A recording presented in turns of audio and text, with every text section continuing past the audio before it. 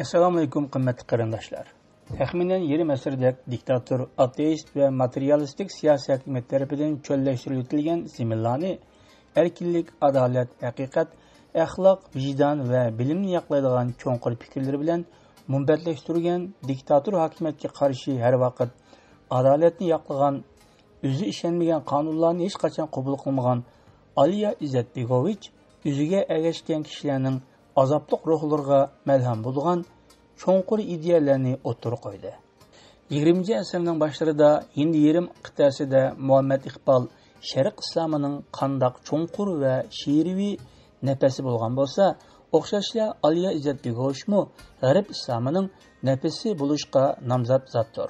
Aliya Izetbegovich 20-asrdagi eng asosli musulmon mutafakkirlardan biri bo'lib, uning bilim jo'lanmasining cho'nqurligi va atrofligini tushunish uchun Sharq bilan G'arb oralig'ida Islom nomli kitobiga murojaat qiling.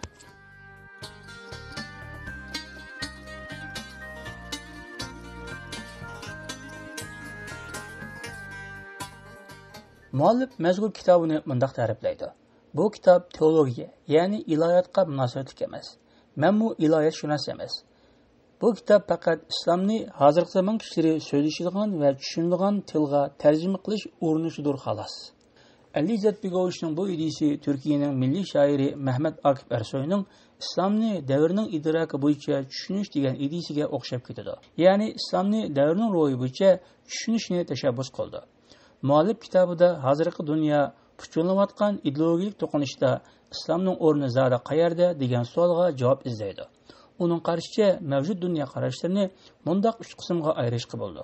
Birinchisi diniy dunyo qarash, ya'ni nuqul ma'naviylikka markazlashadigan dunyo qarash. Ikkinchisi materialistik dunyo qarash. Uchinchisi islomiy dunyo qarash. Izetbegovichning qarashicha falsafiy ideyalarning asosi aqldir. Lekin insoniyat tajribasi bizga shuni ko'rsatib berdi. Nuqul aqlning doirasida turibla sistemlik va mantiqiy ideya sistemasi barpo qilish mumkin emas. Bu ma'noda aytganda xristianlik va materializm ideya asoslari va alayliklardan voz kechmasa chiqish yo'li topolmaydi. Xristianlik bilan materializm oraliqidagi islom bo'lsa, insoniyatga nijotlik yo'li ko'rsatib beradigan uchinchi yo'ldir. Islom nuqul ma'naviylikni asos qilgan diniy tushuncha bilan materializm o'rtasidagi muvozanat, ya'ni tengpunglik sistemasi bo'lib hisoblandi. Islom pokizlik bilan ibodatga o'xshash ikki farqli narsani birlashtiradigan birlik sistemasidir. Muallif Begovichning qarashicha Qur'onni o'qigan biri Qur'onda bir-biriga zid mazmunlar bordek ta'sirotga ega bo'lib qolishi mumkin. Lekin Qur'onni ideya shakli sifatida emas, balki hayot shakli sifatida tadbiqlashga boshlaganda zidlik bordek ta'sirotdan paydo bo'lgan xavotirlanish, ikkilanish va gumon tabiiy holda yo'qaydi. Aliya Izetbegovich Qur'on adabiyot emas, balki hayotdir degan so'zi bilan Qur'onning nazariy mazmunlarini o'z ichiga olgan adabiyot kitobi bo'lmasdan insoniyatga yetakchilik qilgan hayotning ichidagi kitob ekanligini ta'kidlaydi. Ya'ni Qur'on Karim yetakchi va hidoyat kitobidir. Muallifning qarashi mundaq: dunyoparast va ma'naviyatparast dualizm, ya'ni ikkilik formulasiga o'xshash dualizmmi islomning ichida bor. Bu dualizmda mutasavviflar, ya'ni sufilar ma'naviyatga, aqliyatchilar dunyoviy tarafga vakillik qildi. Navoda Qur'onni tushunib turib o'qisak, mutasavviflarningmi va aqliyatchilarningmi Qur'onni atrofli va tafsiliy o'qimaganligini his qilamiz. Muallif Aliya Izetbegovichning qarashicha islom badan bilan ruh, dunyo bilan oxirat o'rtasida tampungni qurib chiqadi. Istiqbol va amaliy tirishchiliklar nuqtasidan islom jismoniy va ruhiy jihatdan bir butunlik va tampunglik ichida bo'lgan insonlarni tarbiyalab chiqish, qonunlar bilan ijtimoiy siyosiy muassasalarini bu muvozanat, ya'ni tampunglikni muhofaza qilgan tariqada programlangan jamiyat barpo qilish uchun qilingan chaqiriqdir. Muallif tadrijiy taraqqiyot va yaralish masalasida Darwin bilan Michelonginni selishtirish orqali bu temani analiz qildi. Shaksizki har qanday dunyo qarashining asosida insonning kelib chiqishiga munosabatli tushunchalar bor. Bilim insonning kelib chiqishini, ya'ni yiltizini zoologiyalik prinsiplarga, din va san'at bo'lsa yaralmishlikqa tayandirdi. Din va san'atdan qarashcha muqaddima tuyuqsiz va to'lg'oq bir jarayonda maydon qildi. Bu yerdagi asosiy masala insonning paydo bo'lishi tajribiy taraqqiyot jarayoni bilanmi yoki yaratilish jarayoni bilanmi degan masaladir. Materializmning qarashicha inson mukammal hayvon bo'lib, tabiatdagi moddiy sharoitlarning mahsulotidir. Ya'ni inson bilan hayvon mohiyat jihatdan emas, faqat daraja jihatdan farqlandi. İnsan hayvonga qaraganda daraja jihatdan ustun o'rinda turadi. İnsonni biologiyalik qonuniyatga asosan ta'riflagan eng qo'l ilmshunos bo'lsa Darwindir. Darwin hayotlikni tabiiy sharlanish va raqobat ideyasini asos qilib izohlaydi. Hayotlik kurshida utib chiqqan turlar mavjudlikni davomlashtirdi. Mag'lub bo'lgan turlar bo'lsa sharlandi. Bu jarayon oddiy jonliqlardan murakkab jonliqlarga qarab taraqqiy qilgan jarayondir. Muallifning qarashicha Darwin bilan Michelango g'arb ideyasida insonning kelib chiqish nuqtasidan o'xshamagan va bir-biriga zid ikki aqimga vakillik qildi. İnson badanining hayvoniy tabiatiga doir qarash Darwindan burun dindimi o'tirib qo'yilgan edi. Lekin bu yerdagi asosiy farq yaratilishning ustun iroda tarafidanmi yoki tabiatning o'z tabiiy yuzlanishi va tadrijiy taraqqiyoti ichidami bo'lish masalasidir. Aliya İzzat Begovichning qarashicha hayvon bilan inson o'rtasidagi asosiy farq jismoniy va idrok bo'lmasdan, balki ma'naviy farqdir. Bu farq din, axloq va san'at tarafidan o'tir qo'yib gavlandirildi. Navoda inson nuqul bu dunyo bilanla cheklanib qolgan bo'lsa edi, na muqaddaslikdan, na razillikdan ig'zi chiqqa kerak qolmagan bo'ladi. Din, san'at va axloqning funksiyasi insonning diqqatini sirlar va savollarga burashdan iborat. Chunki hayotlikni nuqul ilmshunoslarla ma'niga yoki qimmatga ega qila olmaydi. Bundaq qilib aytganda, nuqul bilimlar hayotni ma'niga va qimmatga ega qila olmaydi. Tadrijiy taraqqiyot ishidagi inson bilan hayvon o'tirisidagi birlikni o'tir qo'yish va insonni hayvonning texmo yuqori bosqichiga o'rlashtirish, afsus, tabiat bilan kultur o'tirisidagi munosabatni yo'q qildi. İnsonga ham zaminning bo'risi hamda arishning bolasi deb aniqlam bergan Aliya İzzat Begovichning qarashicha inson ikki zidlik ichida. İnsonlar Tangri tarafidan yaratilgan ahvoldila ondan qarindosh va barobar bo'la oladi. İnsanlarning barobarligi ma'naviy haqiqatdir. Qandaqdir jismoniy, ya'ni moddiy haqiqat emas. Bu barobarlik insonning axloqiy qimmati, boyligi, sharafi, izzati va uning shaxsiyatining bo'lmasi bo'lmaydigan boylik sifati bilan mavjud bo'ldi. San'at insonni unutilib ketgan, chetga qilgan, ezilgan, shumirilgan, oyoq osti qilingan, dafsanni qilingan, xo'rlangan insonlardan izlaydiganlik uchunla zo'r qimmatga ega. İnsonni din, san'at va axloqning sirtida ta'riflab, faqat moddiy narsa saviyasiga tushirib qo'ydigan har qanday narsa insoniylikdan chiqqan bo'ldi. Din va uning erishdiki muqaddimasi bo'lmay turib, insonning eng sharafli, aziz va qimmatli maxluq ekanligiga doir sog'lom e'tiqod bo'lmaydi. Din bo'lmay turib, insonning haqiqatan vujudga chiqa oladiganligiga, shundaqla mavjud bo'ladiganligiga ishonish haqiqatan qiyin. İnsonning tabiatning mahsuloti deb qaraydigan qarashlar insonga eng cho'ng ziyonkashlikni qildi. İzzat Begovichning qarashicha natsizm, stalinizm va maoizmning insoniyatga qattiq zulm qilishining tagida dal insonni qurol, ya'ni moddiy vosita sifatida ko'radigan materializm yotadi. Muallif kultur bilan madaniyat o'tirisidagi munosabatni boshqa qarashlarga parallellik ichida analiz qildi. İnsonning tunji paydo bo'lishi tunji qurol bilan tunji cho'qinish munosabati ichida mumkin bo'lgan. Kultur arishtiki muqaddim bilan boshlaydi, ya'ni e'tiqod bilan boshlaydi. Madaniyat bo'lsa insoniyatning tabiatga qarshi kurashi natijasida boshlaydi. Bu sababdan kulturining obyekti inson bo'lsa, madaniyatning obyekti jamiyatdir. Tafakkur va ong insonning o'z-o'zini, dunyodagi o'rnini bilish uchun ko'rsatgan ishki tirishchanligi bo'lsa, o'rganish va tahsil olish, real haqiqatlar va haqiqatlar o'rtasidagi munosabatlar haqida ma'lumot yig'ishdan iborat bo'lgan ayrim faoliyatdir. Maktab madaniyatning eng muhim parchasini tashkil qildi. Lekin bu xillikki mahoratning majburiy bo'lmasligi kerakligini yaqlaydigan Aliya İzzat Begovich maktab tanqidiy tafakkur qobiliyatini taraqqiy qildirishga va ma'naviy ta'lim-tarbiyaga hissa qo'shgan taqdirda ondan kulturga foydali bo'ldi. Lekin kultur bilan avom kulturi o'rtasidagi farqni nazardan saqit qilmaslik lozim. Avom kulturi din, axloq va kulturdan farqlanadi. Avom kulturi insonlarga ma'lumot o'rgatadi, lekin tarbiyalamaydi. Ya'ni ta'lim berdi, lekin tarbiyalmaydi. U zavq va qadriyatlardan mahrumdir. İnsonni xaraktersizlashtirdi va kimliksizlashtirdi. Xuddi diktator davlatlarda bo'lgandek. Milliy kultur bo'lsa chindir, haqiqidir, qandaqdir zo'qsiz va saviyasiz emas. Bu sababdan avam kültürdən tüptün farq qılındı. Milliy kültür o'rtaqlıqqa, avam kültürü monopolluqqa va kontrolluqqa tayandı. Avam kültürünün eng mühim vositalari radio, televizor qatorliq ommaviy uchur aloqa vositalari bo'lib, bular orqali jamiyatni kontrol qildi va insonlarni aldaydi.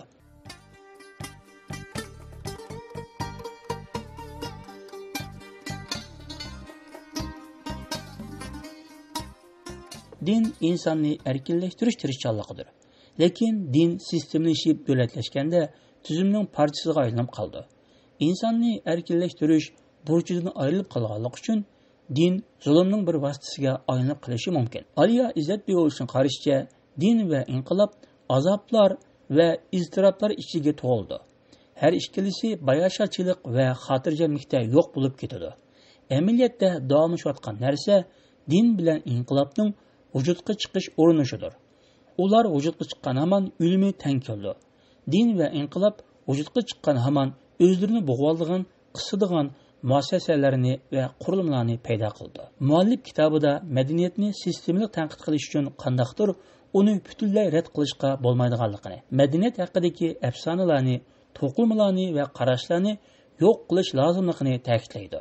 İnsanning mavjudligini tashabbus qilgan yana din va san'atdir. San'at insonni ijodiylikka chaqirdi. Bilim chin, obyektiv va real bo'lganni. San'at haqiqatga muvofiq bo'lganni. Bilim koinot qonuniyatlarini bayqab, uningdan foydalanish. San'at koinotdagi tuzumni aks ettirib berishni maqsad qildi. Din bilan san'at o'tirisida birlik bor. Drama insonning diniy va axloqiy masalalarini ifoda qilish shakli bo'lsa, san'at ijodiy harakat bo'lish bilan dinning farzandi bo'lib hisoblandi. San'at bilan ateizm bir yerda birlikda mavjud bo'lolmaydi. Sovet ittifoqida davlat ateizmi san'atni chekindiribdi. Ruslarning cho'ng san'atchilari Chaurusiya davrida dan qozongan. Hargizmi Sovet ittifoqi davrida emas. Muallif san'at insonni maqsad sifatida izlaganda amaliyotda Tangrini izlaydi deydi. Uning qarashicha ba'zi ateist san'atchilarning bo'lishi san'atning asosining din ekanligidan iborat haqiqatni o'zgartira olmaydi. Axloq hech qachon betaraf bo'lmaydi. Orzu istak bilan harakat o'tirisidagi zidlik inson bilan dunyo o'tirisidagi zidlikni aks ettirdi. Axloq bilan din shaksizki o'xshash narsa emas. Lekin din bo'lmay turib axloq bo'lmaydi. Axloq tushunchasi cheklimidan obridi bo'lgan. Din qandoq ishinish kerak degan savolga, axloq bo'lsa nimaga moyil bo'lish va qandoq harakat qilish kerak degan savolga javob izlaydi. Dinsiz axloq bo'lmaydi. Chunki axloq dinning boshqa bir holatidir. Muallif kitobida drama bilan utopiyani selishtirdi. Rezillik insonning ruhining cho'nqurligidan tug'ilandi yoki inson hayotining obyektiv sharoitlarining mas'uliyatimi degan savol ustida izlangan muallif rezillikning inson va jamiyatning ichida borligini yaqlaydi. Drama inson ruhiga, utopiya jamiyatga munosabatli. Drama mavjudlikning eng cho'ng shakli. Utopiya jannat xiyolidir. Drama erkinlik bo'lsa, utopiya mukammallikdir.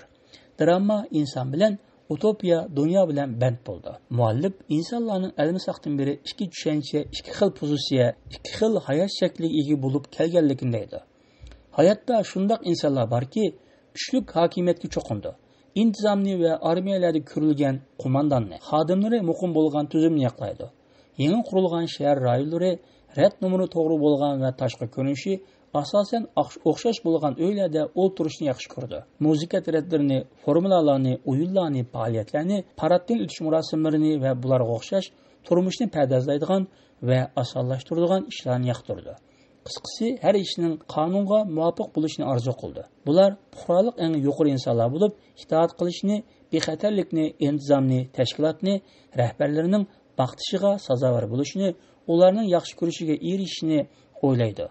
Ular yana sharaflik, intizomchan, sodiq, muloyim, hatto durust grajdanlardir. Puxra hokimiyatni puxrani yaxshi ko'rdi. Ular barobar bo'lib, bir butunning qismlariga o'xshashdir. Huquq bo'lmagan taqdirdami, puxra uni ijod qildi. Yana bir tarafda miskin, baxtsiz, qog'osh quchurgan va doim azoblanib turgan insonlar to'pi bor bo'lib, bular hamisha yangi ishlarni talab qildi. Nonning o'rniga erkinlikdan, intizom va tinchlikning o'rniga insonning kishilik xarakteridan gap qilishadi. O'tmishlarining hukmdorga qarz ekanligini qabul qilmaydi. Hatto hukmdorni o'zlarining himoya qilayotganliklarini ilgari surishadi. Qisqasi, bu isyonkorlar umuman hokimiyatni yaxshi ko'rmaydi. Hokimiyatni o'xshashla ularni yaxshi ko'rmaydi. Puhra insonlarga, nupuzga, hokimiyatga va butlarga cho'qinsa, erkinparastlar va isyankorlar bir tangriga cho'qindi. Putparastlik qulluqqa va bo'yin egishga qandoq to'salg'a bo'lmagan bo'lsa, haqiqiy dinmi erkinlikka shundoq to'salg'a bo'lmaydi. Bu ikki guruhdan qaysisiga tava ekanligingizni siz o'zingiz qarab bering. Muallifning qarashicha madaniyat ayollarni tovarga aylantirib qo'yib, ayollarning eng oliy iddaoli bo'lgan onalik xususiyatiga dog' tekkizgan. Madaniyat onalikni qulluq sifatida qarab, uningdan qutulishga va'da qilgan. Chunki madaniyatning ideali balasiz ota-onadir. Ona va oila diniy dunyo qarashiga muvofiqdir. Sanatoriya va bola boqishlar utopiyaga tavadir. Aliya İzzet Begovichning qarashicha Muhammad alayhissalom Musa bilan Isa o'rtasida tamponlik rol o'ynaydi. Shunga islomni tushunish uchun yahudilik bilan xristianlikni tushunish kerak. Musa, Isa va Muhammad amaliyotda farqli 3 dunyo qarshiga vakillik qildi. Yahudilik ilm-fan nuqtasidan pozitivizm, ya'ni amaliyotchanlik, tijorat va madaniyatga moyil bo'lib, kulturga ahamiyat bermaydigan, zihniy va yangi faqatla bu dunyoga markazlashgan solchilik qarashga vakillik qildi. Xristianlik barliq energiyasini yahudilikning aksiga erishga va u dunyoga markazlashtirdi. Xristianlik dinning xoli dunyoni isloh qilish maqsadini yo'qotib qo'ygan. Muhammad alayhissalom Hazrati Musa bilan Hazrati Isoning o'ttirisida turdi. Muhammad alayhissalom g'ardan qaytib chiqishga majbur edi. Agar qaytib chiqmagan bo'lsa, Hanif sifatida qolgan bo'ladi. Qaytib chiqqanlik uchun islomning rasuli bo'ladi. Bu ruhiy dunyo bilan tashqi dunyoning, mistitsizm bilan aqlning, tafakkur bilan harakatning, qisqasi modda bilan ma'naviyatning mujassamlashishi edi. Islom ruh sifatida boshlanib, siyosiy va davlat fikri ustida davomlashdi. Din real dunyoga kirib islom bo'ldi. Bu dal inson va uning ruhi. Muhammad alayhissalom bilan Hazrati Isa o'rtasidagi farqdir. Islom yahudilik bilan xristianlikning o'rtasidagi tamponlikdir. Xristianlik bu tamponlikni dunyodan ayirib tashlab, nuqul u dunyoga markazlash orqali bu tamponlikni buzib tashladi. Tasavvuf bo'lsa, ma'lum ma'noda ilib aytganda, muvazinat, ya'ni tamponlik dini bo'lgan islomdan u dunyoga markazlashib, bu dunyoni chetga qilgan xristianlikqa aylanib qilish deganlik bo'ldi. Muallifning ta'biri bo'yicha aytganda, islom Hazrati Isodan Hazrati Muhammadga qarab ilgirlash deganlikdir. Darvish bo'lsa, dal aksicha Hazrati Muhammaddan Hazrati Iso qarab qaytishni ifodalaydi. Islomni tushunish uchun islom ichidagi dualizmni, ya'ni ikkilikni tushunish kerak. Bulardan biri zakat, namoz ikkiligidir. Namoz insonga, zakat insonlarga qarta bo'ldi. Namoz tarbiyaning, zakat tuzumning parchasidir. Namoz shaxsiy, zakat ijtimoiydir. Islom ikki qutblik birlikning ishoratidir. Bu Makka bilan Hira g'ar o'rtasidagi ikkilik bo'lib, Hira shaxsiy, ya'ni ruhiy bo'lsa, Makka ijtimoiydir. O'tmishda islom madrasalarida o'qitilgan diniy va dunyoviy ilmlar ayrimi aslida ikki qutblik birlik bo'lib hisoblandi. Hayot davomli bir-biriga giralishib ketgan ikki qutblik birlikdan iborat. Sheylarning muqarrar bo'lgan bu ikki tarafli xususiyati islom manbalarida uchraydi. Hammadan avval Qur'on Karim va hadisda alohida gavdalandi. Har biri o'z oldiga ilhom bilan tajriba, abadiyat bilan zamon, ideya bilan tatbiq yoki fikr bilan turmushga vakillik qildi. Islom ideya andishasi bo'lishdan bekerak hayot shaklidir. Qur'onning butkul tafsirlarini hadisni asos qilmay turib tushungil bo'lmaydi. Faqat birla hayotning, ya'ni Muhammad alayhissalomning hayotining ta'riflanishida islom emili bir falsafa va keng doiralik bir hayot shakli sifatida namoyon bo'ldi. İcma hammamizga ma'lumki, diniy bir masalada olimlarning birdek fikrga ega bo'lishini ko'rsatdi. Sarxillik prinsipiga son qo'shilmasa, islom bo'lmaydi. Muallif kitobida qonunning haq-huquqlar va manfaatlar yig'indisi ekanligini aytdi. Din manfaat va haq-huquqlarga ahamiyat bersa, sotsializm haq-huquqlarni e'tirof qilmaydi. Xristianlik va materializm mukammal qonun sistemasi barpo qila olmaydi. Islomda jazoning nishoni shaksizki, dinning asosiy maqsadlariga mos keladigan falsafani asos qildi. Jazoning maqsadi na oldin olish emas, na himoya qilish emas, na nizom barpo qilish emas. Ya'ni jinoiy gumondorlarni isloh qilish bo'lib, har qanday amaliy va dunyoviy nishoni yo'qdir. Jazoning maqsadi qonunsiz va cheklangan qilmishning sodir bo'lish natijasida tuzumli kelib chiqqan pampongsizlikni qaytadan barpo qilishdan iborat. Sap yoki chin va sap utopiya hayotga tatbiqlanishga boshlagan hamon haqiqiy chinligi va saplikni yo'qotishga boshlaydi. Buni texmi izohlasak, Din ma'lum bir millat yoki inson tarafidan qabul qilinib, tatbiq qilinishga boshlagan amon aslidagi soplig'ini yo'qotishga boshlaydi. Chunki millat yoki inson o'zining huquqlar sistemasi, dunyoga qarshi turmush shakli va ideya sistemasiga asosan dinni qabul qildi. Bundaq bo'lganda din chin va sop bo'lishdan chiqib, u kishining yoki millatning qarshiga, ya'ni diniy tushunchasiga aylandi. Din bir millat yoki inson tarafidan qabul qilinmasdan avval sop va chin bo'ldi. Qabul qilingandan keyin bo'lsa, diniy tushuncha bo'ldi xolos. Shunga har qanday millat yoki insonning o'zining diniy tushunchasini eng to'g'ri deyish haqqi yo'q. Islom o'zgarmas mohiyati va prinsiplari bilan zimindagi, ya'ni bu dunyodagi adolat izlash tirishchanligining ismidir. Islom taslimiyat deganlikdir. Ya'ni insonga yoki hokimiyatga emas, Allohga taslimiyatdir. Taslimiyat yo'q yerda samimiyat deb bir narsa bo'lmaydi. Muallif kitobini buni so'zlar bilan oxirlashtirdi. Taslimiyat insonning bir butun holda dunyoga va faoliyatining natijalariga tutgan pozitsiyasidir. Allohning irodasiga taslimiyat insonlarning irodalariga qarshi mustaqil bo'lish deganlik bo'ldi. Allohga itoat insonga itoat qilishni ma'ni qildi. Bu inson bilan Alloh o'rtasida va inson bilan inson o'rtasida yangi bir munosabat tashkil qildi. Shunga taqdirga bo'ysunish o'zini eng yuqori saviyada erkin his qilish deganlik bo'ldi. Bu xildagi erkinlikka taqdirimizga bo'ysunish va uning bilan o'talgan ahvolda erishkil bo'ldi. Har narsaning bizning irodamiz bo'yicha bo'lmaslik tushunchasi kurash va tirishchanligimizni insoniy va ma'niliq qildi. Shunga bizning bu yerdagi vazifamiz butun kuchimiz bilan g'ayrat qilishdan iborat. Natijasini Alloh berdi. Xayr xo'sh.